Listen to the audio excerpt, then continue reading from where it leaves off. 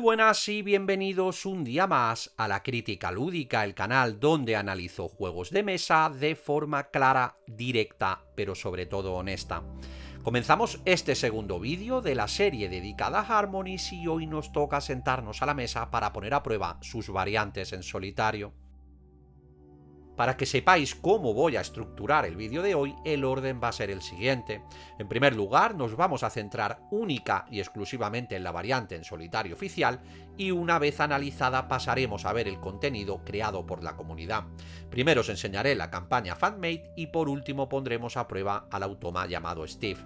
Pero antes de empezar quiero hacer una advertencia importante, aunque hoy os voy a mostrar absolutamente todo este material, mi veredicto final sobre si este juego merece o no la pena para jugarlo en solitario no tendrá en cuenta el contenido fanmade. Tampoco lo tendré en cuenta, como ya sabéis que es norma en el canal, para el tercer vídeo de la puntuación final. Bien, aclarado esto, vamos a empezar ahora sí con la variante en solitario oficial que incluye la caja.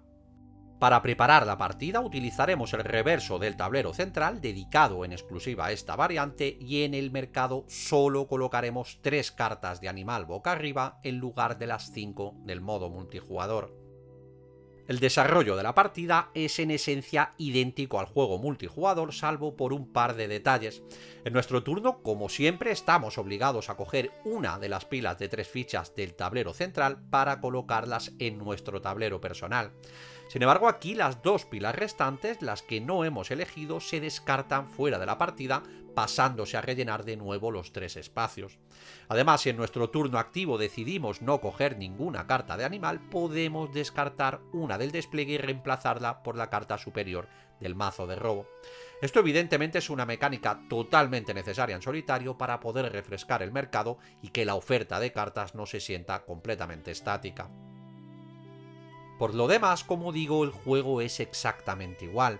El final de la partida se detona cuando al terminar nuestro turno nos quedan 2 o menos espacios vacíos en nuestro tablero de jugador, o bien cuando ya no sea posible rellenar por completo el tablero central con nuevas fichas de la bolsa. Al final de la partida, nuestro objetivo será conseguir la mayor cantidad de soles posible, ya que estos representan nuestro nivel de éxito. Los soles se obtienen según la puntuación final, como de costumbre, calculada con las fichas y las cartas de animales, la cara de tablero que hayamos utilizado, o si hemos incluido o no los espíritus de la naturaleza. El manual no incluye la típica tabla con la que comparar nuestra puntuación, pero teniendo en cuenta que el máximo de soles que podemos obtener es de 11 si jugamos sin espíritus, nos servirá para hacernos una idea bastante clara de nuestro rendimiento. Y esta es la variante oficial en solitario que incluye la caja. Como veis, no se recorta nada, podemos jugar por cualquiera de los 2 lados del tablero y usar los espíritus de la naturaleza, por lo que el puzzle que se nos propone es exactamente igual al modo multijugador. Vamos a ver ahora la campaña Fanmade que podéis encontrar en la BGG totalmente en castellano gracias a la traducción del usuario Herum. Recordad, si la descargáis, agradeced el trabajo tanto al autor original como al compañero que la ha traducido a nuestro idioma. No cuesta nada y es la manera de mantener activa la comunidad.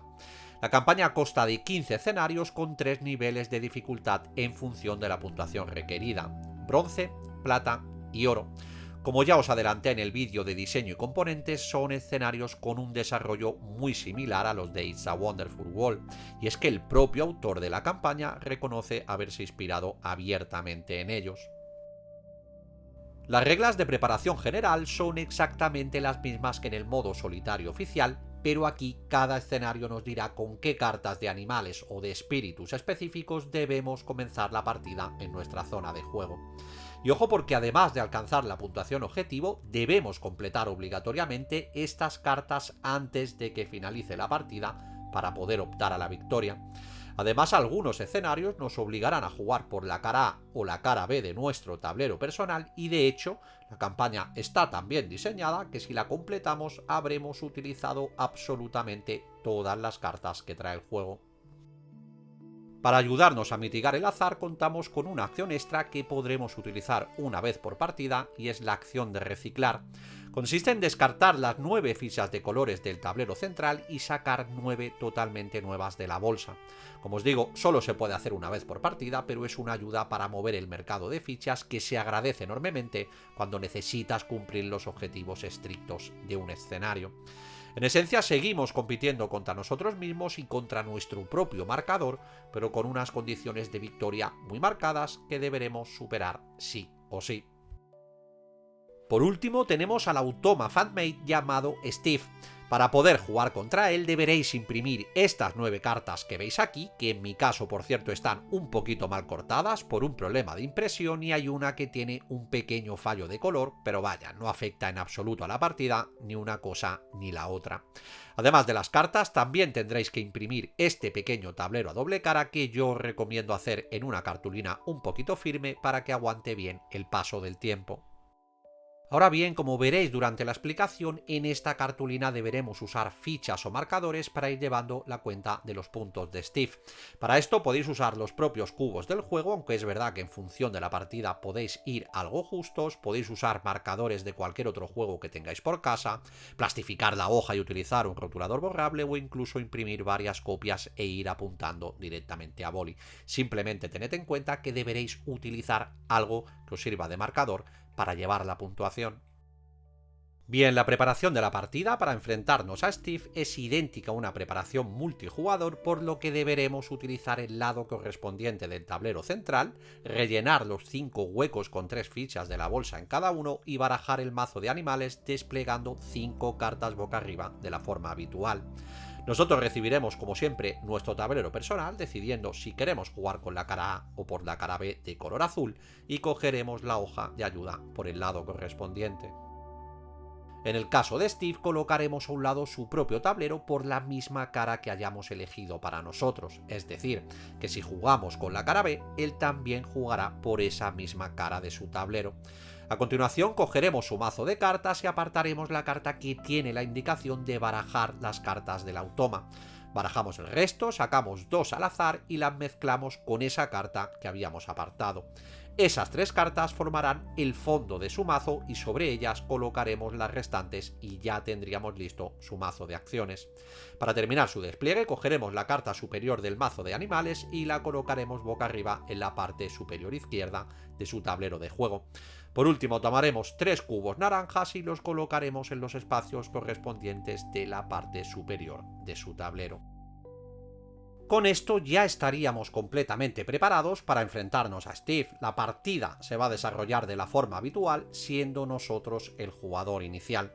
Jugaremos de la forma habitual, alternando turnos con el bot hasta que se detone el final de la partida, algo que ocurrirá bien cuando nosotros tengamos 2 espacios o menos vacíos en nuestro tablero personal, o bien cuando Steve haya desencadenado su propia condición de final de partida.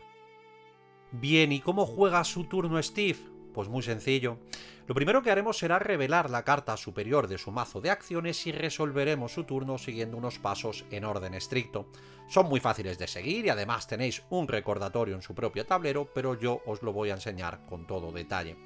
Una vez revelada su carta, lo primero es mirar si Steve coge o no una carta de animal del despliegue. Para ello nos fijaremos en la parte superior izquierda de la carta del automa, veréis que hay un número dentro de un icono con un símbolo de menor que a su izquierda. Bien, si Steve tiene en su tablero menos cartas de animales que el número que aparece indicado, robará una carta. Por ejemplo, en este caso, donde indica que debe tener menos de 3 cartas, como cumple la condición, Steve robaría una. Sin embargo, en este otro ejemplo, donde indica que debe tener menos de una, es decir, ninguna carta de animal en su zona, Steve no robaría porque ya tiene una carta en su tablero. En el caso de que sí deba robar una carta, nos fijamos en los colores que aparecen justo al lado derecho de ese número. Esos colores marcan su orden de prioridad. En este ejemplo, Steve intentaría coger la carta de animal asociada al hábitat de montaña, de color gris, que esté más a la izquierda del despliegue. Si no fuera posible porque no hay ninguna gris, pasaría al siguiente color en su orden de prioridad. Eso sí, hay que tener en cuenta una regla importante, y es que Steve nunca cogerá más de 2 cartas de animal del mismo color. Por lo tanto, si su prioridad es la montaña de color gris, pero ya tuviera 2 de ese tipo en su tablero, saltaría automáticamente al siguiente color en su lista de prioridades. Una vez que Steve elige y coge su carta, la coloca en el espacio vacío más a la izquierda de su tablero personal y rellenamos inmediatamente el hueco del despliegue con una nueva carta del mazo.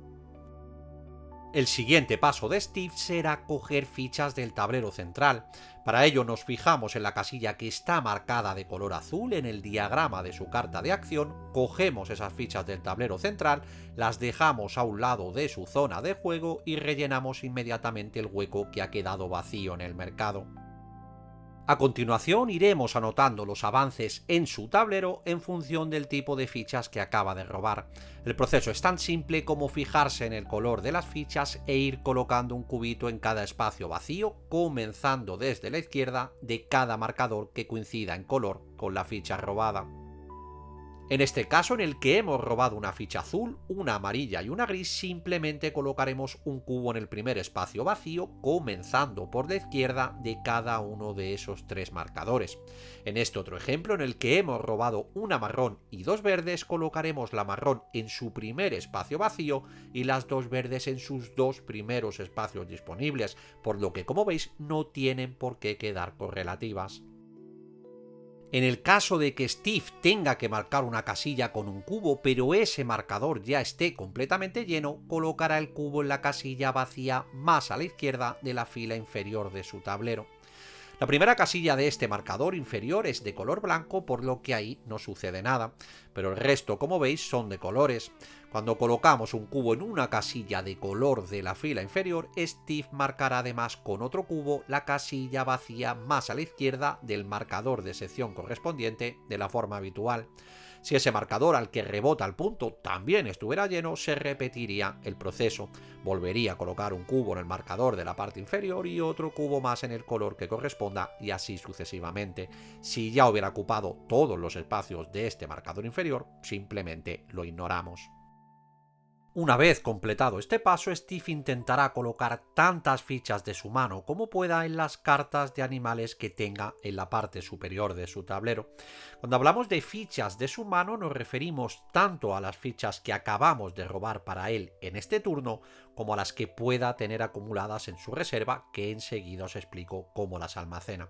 Por lo tanto, el automa intentará colocar absolutamente todo lo que tenga disponible en ese momento. Steve colocará las fichas en las cartas de animal de izquierda a derecha, empezando siempre por la situada más a la izquierda y continuando con la siguiente si aún le quedaran más fichas por colocar. Al colocar fichas en una carta de animal, si ésta requiere de un comodín por el patrón de las fichas de edificio, que ya sabéis que pueden ir colocadas encima de troncos, de otros edificios o de montañas, Steve intentará colocar esa ficha a la última justo antes de pasar a la siguiente carta de animal. Para decidir qué ficha usa como comodín, lo hará siguiendo las prioridades que vienen impresas en la parte inferior de su carta de acción, comprobando de izquierda a derecha si tiene disponible primero la piedra, el tronco o el edificio entre las fichas que tenga en su mano. Os pongo un ejemplo práctico para que lo tengáis mucho más claro, pero ya veréis que es muy sencillo. Imaginad que tenemos esta carta de animal y contamos con este grupo de fichas en la mano. Steve primero colocaría una marrón y una verde justo encima y después, dado que tiene una ficha de edificio y varias que puede usar como comodín, mirará la lista de prioridades de su carta de acción para decidir cuál colocar debajo del edificio.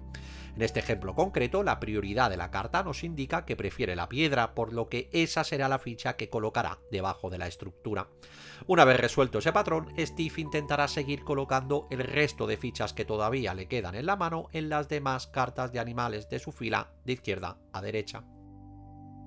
Si Steve no llega a colocar ninguna ficha sobre la carta que tiene disponible más a la izquierda, cogerá uno de los cubos naranjas de la parte superior de su tablero y lo colocará encima de esa carta de animal. Solo colocaremos cubos naranjas sobre la carta que esté más a la izquierda de su tablero y solo si no hemos colocado ninguna ficha en ella durante este turno. En el resto de sus cartas de animales jamás colocaremos cubos naranjas, aunque se hayan quedado sin recibir fichas. Ahora revisaremos sus cartas de animales de izquierda a derecha. Si Steve ha colocado todas las fichas correspondientes para cumplir el patrón de una carta, cogeremos todas las fichas, las dejaremos de momento a un lado de su tablero. Si hubiera algún cubo naranja sobre ella, lo devolvemos a su espacio correspondiente y la carta completada la dejaremos boca abajo, formando una pila cerca de la zona de juego. Esto lo haremos, como os digo, en todas sus cartas de animales, comenzando siempre desde la izquierda y comprobando cuántas de ellas ha conseguido completar. En el caso de que la carta de animal más a la izquierda de su tablero no tenga todas las fichas necesarias para cumplir el patrón, pero sí que tenga acumulados los 3 cubos naranjas sobre ella, también la daremos automáticamente por completada. En ese caso dejaremos las fichas que tuviera a un lado, devolveremos los 3 cubos naranjas a su espacio del tablero y pondremos la carta en la pila boca abajo de la misma forma. Una vez hayamos comprobado todas las cartas de su fila, si se ha completado alguna, deslizaremos las cartas de animales restantes hacia la izquierda todo lo que se pueda para rellenar los huecos. Por último, Steve habrá acumulado varias fichas a un lado de su tablero, tanto las que le han sobrado de la mano porque no ha podido colocarlas, como las fichas que acabamos de retirar de las cartas de animales que ya ha completado. Sin embargo, solo puede quedarse con un máximo de 3 fichas para el turno siguiente, las cuales colocará en los 3 espacios destinados a su reserva. ¿Con qué fichas va a quedarse? Pues una vez más usará la lista de prioridades de la zona inferior de su carta de acción, pero intentando no repetir color. Para ello recorreremos los colores indicados en la carta de izquierda a derecha, cogiendo una sola ficha de cada color que coincida con lo que tiene disponible en la mesa. Si llegamos al final de la lista de prioridades y Steve todavía no ha conseguido rellenar sus 3 huecos de reserva, entonces volvemos a empezar el recorrido cogiendo las fichas restantes hasta que tenga las 3 necesarias. Una vez seleccionadas, las colocará en la parte inferior de su tablero en las 3 casillas indicadas para ello, y todas las fichas sobrantes que no hayan sido elegidas se descartan y se retiran de la partida. Bien, una vez que Steve completa su turno, debemos comprobar que no se detone el final de la partida.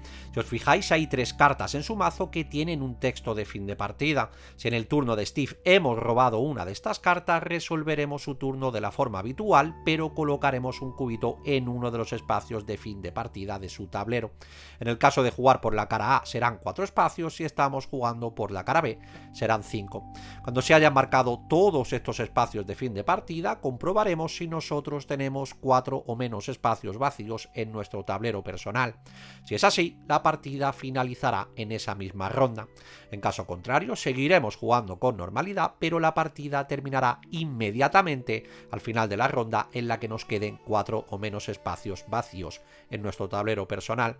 Como veis, esto acelera el cierre del juego, ya que en lugar de acabar de la forma habitual, puede acabar bastante antes. Si robamos la carta con la indicación de barajar, después de completar el turno, además de añadir un cubo como hemos visto a su marcador de fin de partida, deberemos barajar todo su mazo de nuevo.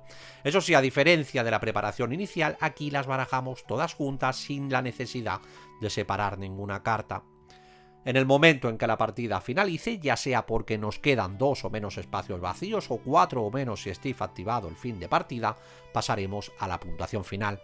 Nosotros puntuaremos como de costumbre y en el caso de Steve lo haremos siguiendo las marcas de su tablero. En el caso de los árboles, puntuará las casillas de la zona de su tablero que estén completamente marcadas, es decir, debe tener los espacios de debajo totalmente llenos. En este ejemplo obtendría 7 puntos, en este otro 10, pero si estuviera así, solo obtendría 8, ya que le falta un tronco en uno de los espacios para sumar 3 puntos adicionales. Por las montañas puntuará las casillas que estén totalmente marcadas y donde ambas montañas estén adyacentes. En este caso sumaría 8 puntos, en este otro 12 y en este último solo 8 porque no ha llegado a marcar ambos grupos de montaña. En el caso de los campos y edificios simplemente puntuará aquellos que haya conseguido completar.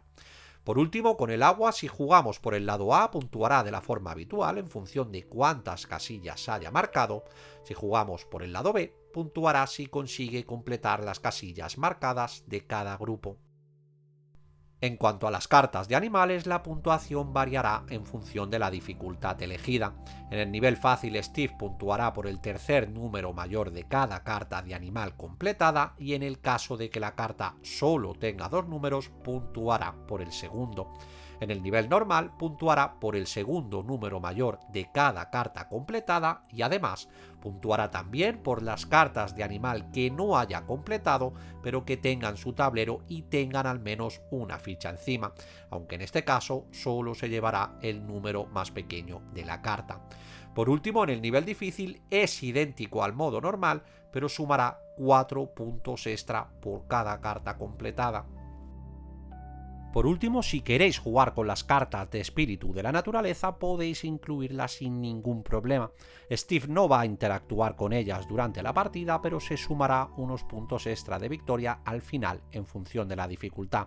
15 puntos en fácil, 20 en normal y 25 en difícil. Como veis, si tenemos en cuenta todo el contenido fanmade, al final se nos quedan sobre la mesa tres variantes en solitario muy distintas entre sí. Desde la propuesta oficial de la caja, donde el objetivo es superar nuestra propia puntuación, pasando por un modo campaña con objetivos concretos hasta llegar a un automa competitivo como es Steve. Dicho esto, os tengo que confesar que el modo oficial de este juego es una variante que a mí personalmente me gusta mucho. Su gran punto a favor es que tiene una preparación extremadamente rápida y mantiene intacta la esencia del juego en grupo. Y es que Harmonise es un juego multisolitario en su práctica totalidad, ya que la única interacción real con otros jugadores es la de pisar una ficha o una carta de animal que otro pudiera querer. Pero como tenemos un despliegue constante de 5 cartas y 5 grupos de 3 fichas, apenas sientes presión por los rivales y acabas completamente centrado en tu propio tablero y en tu propio puzzle. Por eso el modo solitario oficial ofrece una gran experiencia con un puzzle tranquilo, introspectivo e incluso relajante, pero que a la vez es tan desafiante como nosotros queremos que sea. Mecánicamente es un diseño muy sencillo, pero el puzzle mental que supone equilibrar la puntuación de los hábitats con los requisitos de las cartas de animales ya es otra historia. Esto nos permite adaptar la partida a lo que nos apetezca en cada momento. Podemos jugar de forma ligera, simplemente por pasar 20 minutos entretenidos con un café en una experiencia casi meditativa, o podemos ponernos en plan analítico y estar 30 minutos intentando optimizar cada colocación, dándole vueltas a la cabeza hasta que nos eche humo. Si para vosotros no es un problema que el único objetivo sea superar vuestra propia puntuación, la variante oficial cumple con su cometido con creces. Y lo mejor de todo, sin que sintamos en ningún momento que estamos jugando un juego recortado o a otra cosa distinta. Por su parte, la campaña fanmade llamada Melodías mantiene totalmente esa misma esencia de puzzle relajado, pero a cambio nos propone una serie de escenarios con objetivos concretos y puntuaciones específicas que deberemos superar. En esencia, la jugabilidad es la misma que la del modo solitario oficial, pero aumentando mucho la variabilidad del título, dado que ya no juegas simplemente por superar tu puntuación, sino que lo haces para intentar resolver un puzzle concreto de la mejor manera posible. Es cierto que este tipo de escenarios dependen muchísimo del azar para poder completarse y sobre todo para alcanzar las puntuaciones más altas, pero bueno, a un juego de este perfil se lo podemos pasar por alto. Sinceramente creo que esto o algo muy similar debería haber venido incluido directamente dentro de la caja de serie para darle un poquito más de vida al modo en solitario. Pero bueno, teniendo en cuenta que es un simple librito de apenas 4 hojas, la verdad es que conseguirlo no cuesta demasiado. De hecho, ni siquiera os hace falta imprimirlo, podéis descargaros el PDF directamente en el teléfono móvil, mirar desde ahí la preparación del escenario junto a la puntuación objetivo y poneros a jugar directamente. Por último tenemos al automa fanmade llamado Steve. Esto ya sería dar un paso más hacia la complejidad, y no porque Steve sea difícil a nivel de reglas, ni muchísimo menos, sino porque aquí ya entran en juego otros factores. Tenemos que imprimir su propio tablero, fabricar un mazo de cartas e interiorizar unas mecánicas nuevas. Aparte, claro está, de que nos tocará controlar las acciones del automa durante la partida. Ahora bien, si os apetece incluir un rival en la mesa, debéis saber que este automa no os va a requerir mucho más espacio en la zona de juego, más allá de su tablero y su mazo de cartas. Su preparación apenas añade tiempo al despliegue inicial y la partida va a seguir estando muy por debajo de la hora de duración. En cuanto al desafío que ofrece, os aseguro que sumado al propio azar que ya tiene el juego de por sí, Steve es un rival bastante competitivo y en su nivel de dificultad difícil ya os adelanto que es todo un reto conseguir ganarle la partida. En definitiva, y poniendo las cartas sobre la mesa, ¿vale la pena comprar Harmony si lo vamos a jugar exclusivamente en solitario? Por el tipo de juego que es, creo que puede resultar un título de lo más interesante por concepto para aquellos jugadores que busquen un puzzle rápido de preparar y de jugar, pero donde hay que darle bastante a la cabeza si lo que queremos es optimizar la puntuación al máximo, pudiendo sustituir perfectamente a ese momento del crucigrama o del sudoku de toda la vida. Así que mojándome con vosotros y respondiendo a la pregunta, en mi caso particular, sí que me parece un juego que merece la pena comprarlo solo para jugarlo en solitario, incluso teniendo en cuenta que su variante oficial se limita a superar nuestra propia puntuación. Es cierto que con la variante oficial en la mano no es un juego para darle partidas todos los días porque vais a quemarlo muy rápido, pero sí para esos ratitos en los que os apetece darle vueltas a la cabeza, exprimiros las neuronas y disfrutar de un buen diseño sin tener que lidiar con reglas complejas ni con partidas de más de una hora de duración. Con esto ponemos el punto final a esta segunda entrega dedicada al modo solitario de Harmonies. Sé que ha sido un vídeo algo más largo de lo habitual, pero dado que no hay mucha información sobre estas variantes por internet, he decidido extenderme más de la cuenta. Igualmente os dejo los capítulos para que podáis ver solo aquello que os resulte más interesante. Como siempre os agradezco muchísimo que estéis al otro lado de la pantalla, dedicándome vuestro tiempo y apoyando el canal serie tras serie. Confío en que ver el despliegue en la mesa y el funcionamiento tanto del solitario oficial como de las variantes creadas por la comunidad os ayude a tener claro si el reto que propone el juego os encaja o si se os queda corto respecto a las partidas multijugador. Si ha sido así, ya sabéis, dejadme un buen like, suscribíos al canal, compartid el vídeo, porque eso es lo que me ayuda a seguir creciendo y sobre todo lo que garantiza que pueda seguir creando este contenido por y para vosotros. Os espero en el tercer y último capítulo de esta serie. Ahí nos sentaremos a desgranar el juego al completo, sopesando sus pros y sus contras para daros mi veredicto final con su correspondiente nota. Además, echaremos un vistazo a cómo lo valora la comunidad en la BGG para contrastar opiniones. Mientras tanto, seguid jugando. Un abrazo.